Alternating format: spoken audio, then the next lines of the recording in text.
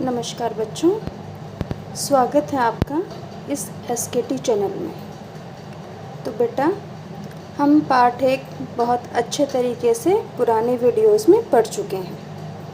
आज हम पाठ 1 का अभ्यास शुरू करने जा रहे हैं। तो आपसे अनुरोध है कि वीडियो को अंत तक ज़रूर देखें। तो अभ्यास शुरू करते हैं।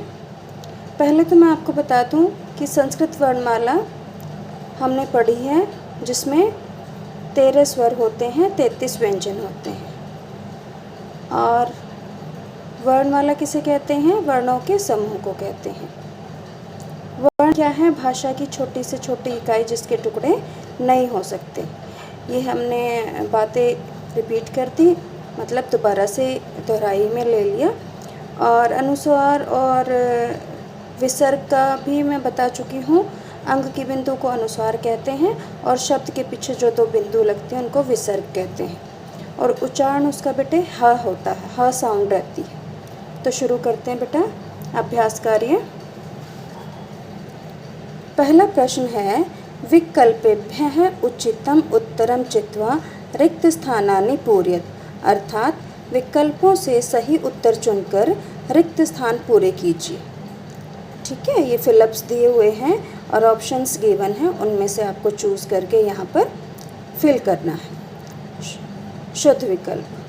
पहला प्रश्न है बेटे, संस्कृत वर्णमाला में कुल स्वर खाली स्थान होते हैं। तो आपको पता ही है, न 11 होते हैं न 33 होते हैं। स्वर कितने होते हैं? 13 होते हैं। तो ये हमने यहाँ पर चिन्ह भी लगा लिया और यहाँ पर फिल भी कर दिया। नेक्स्ट है बेटा, अयोगवाह कितने होते हैं? अयोगवाह खाली स्थान होते हैं, तो अयोगवाह हमारे 2 होते हैं। कौन कौन से होते हैं? अनुस्वार और विसर्ग। आगे बढ़ते हैं। प्रश्न नंबर 3। प्रश्न नंबर 3 क्या है बेटा? जिन वर्णों के उच्चारण में अन्य वर्णों की सहायता न लेनी पड़े उन्हें क्या कहते हैं? स्वर कहते हैं। प्रश्न नंबर 4, स्वर एवं व्यंजनों को आपस में जोड़ने की प्रक्रिया को क्या कहते हैं बेटा? वर्ण संयोजन कहते हैं। और आपस में तोड़ने की प्रक्रिया को वर्ण विच्छेद कहते हैं। नेक्स्ट है य, र, ल, व। व्यंजनों को खाली स्थान कहते हैं, तो क्या कहते हैं? अंतःस्थ व्यंजन। अंतःस्थ बोले तो जिसकी साउंड कंठ से आती, अंदर से जो कंपन होती है आवाज़, उनको कहते हैं अंतःस्थ व्यंजन। नेक्स्ट हमारा प्रश्न है, प्रश्न नंबर 2, अधो प्रदत्त वर्णान उचित स्तंभे लिखत। अर्थात नीचे दिए गए वर्णों को उचित स्तंभ में लिखना है। ठीक है, वर्ण कौन कौन से दिए हैं? री, ए, क, औ, ट, द, ई, व। अब स्वर कौन से होते हैं? स्वर तो अपने आप में मात्राएं होती हैं, ठीक है, और विदाउट हलंत होते हैं, अर्थात इनको किसी की ज़रूरत नहीं होती सहायता की। तो वो है हमारे री, ए, औ और ई। और व्यंजन क्या रहेंगे? आपको पता है, व्यंजन हलंत के साथ रहते हैं और जब स्वर जुड़ा होता है तो हलंत रहित हो जाते हैं। तो वो है हमारे क, ट, द और व। यहाँ तक सबको समझ आ गया होगा। आगे बढ़ते हैं। प्रश्न नंबर 3 है हमारा, प्रदत्त पदानाम हिंदी पर्यायम विकल्पेभ्यः चित्वा लिखत। दिए गए शब्दों के हिंदी पर्याय विकल्पों से चुनकर लिखिए। पर्यायवाची शब्द का तो सबको पता ही है। यहाँ पर हिंदी में, संस्कृत में शब्द गिवन है और हिंदी में उनके पर्याय लिखने, या यूँ कह लीजिए कि अर्थ लिखने। इत्र शब्द है। इत्र तो हमने वर्णमाला में पढ़ा था ना। तो इत्र का अर्थ होता है बेटे सुगंध। ठीक है, सुगंध बोले तो खुशबू। ऊर्णा, ऊर्णा अर्थात ऊन। सेवम सेब। डालिमः अनार। वानरः बंदर। डालिमः के बारे में मैं एक और बात आपको बताना चाहती हूँ। हमने जब वर्णमाला पढ़ा बेटा पीछे, तो उसमें शब्द था हमारा, यहाँ पे दिया हुआ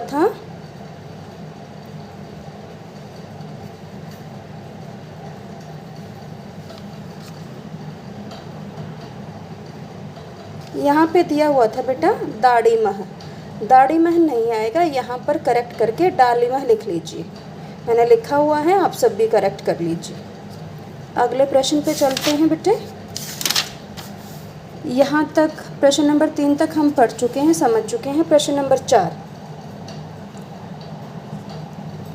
प्रश्न नंबर 4 है हमारा, अधोलिखिता नाम चित्राणाम नामानि मंजूषायाः चित्वा लिखत।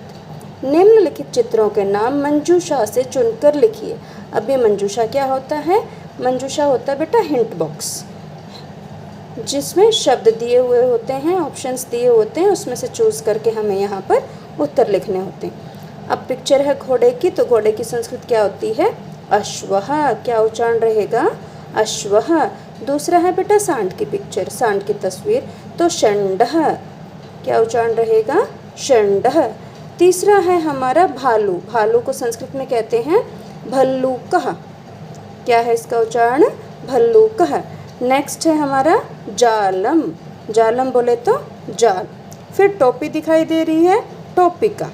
फिर कौवा दिखाई दे रहा है, काकः। ओके, यहाँ तक समझ में आ चुका है। नेक्स्ट चलते हैं। प्रश्न नंबर 5, व्यंजनैः सह स्वरान् मेलयत। व्यंजनों के साथ स्वरों को मिलाइए। देखो, व्यंजन के साथ हमें स्वर मिलाने, स्वर बोले तो मात्राएं।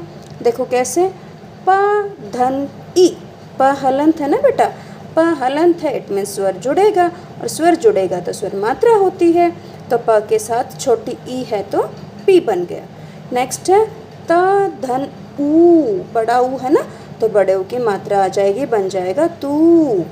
नेक्स्ट है क प्लस में री, क प्लस में री, तो क के नीचे री की मात्रा लग जाएगी, क्या उच्चारण हो जाएगा? क्री। न धन औ, क्या है ये बेटा? औ, तो शब्द तो हमारा यहाँ पर मात्रा जुड़ जाएगी 9, क्या बन जाएगा ये? 9। अब देखो एक्टिविटीज़ में क्या गिवन है? क्रियाकलाप। हाँ, अपनी कक्षा में से 5 वस्तुओं के नाम चुनिए तथा उनका वर्ण विच्छेद कीजिए। जैसे क्या दिया गया है? शामपट्टः। शामपट्टः हमारा क्या होता है बेटे? ब्लैक बोर्ड को शामपट कहते हैं। अब थोड़ा सा ध्यान से समझेंगे, क्योंकि ये वर्ण विच्छेद है एक तरीके का, और वर्ण विच्छेद आप कर चुके हैं, तो ये चीज़ आपको आ जाएगी पहले से समझ, तो ध्यान से समझना पड़ेगा। शामपट है, इसका देखते हो, श है ना बेटा, श आधा है, आधे का मतलब हलंत आ जाएगा। फिर नेक्स्ट बारी आती है य हलंत आ गया, मात्रा कौन सी है हमारी? आ की मात्रा लगा दी, बन गया या। फिर नेक्स्ट है म हलंत रहित है तो पूरा है, म के साथ हमने स्वर जोड़ दिया। फिर प सेम रहेगा, प धन अ, प हलंत रहेगा, उसके बाद अ जुड़ेगा। फिर ट आधा है, हलंत है तो आधा, तो एक बार में ट। फिर अगला ट क्या है? पूरा, ट हलंत प्लस में अ। फिर बची विसर्ग, और जो लास्ट में अ आएगा उसके साथ ही विसर्ग जुड़ जाएंगी। ऐसे हमारे शामपट्टः शब्द का वर्ण विच्छेद होगा।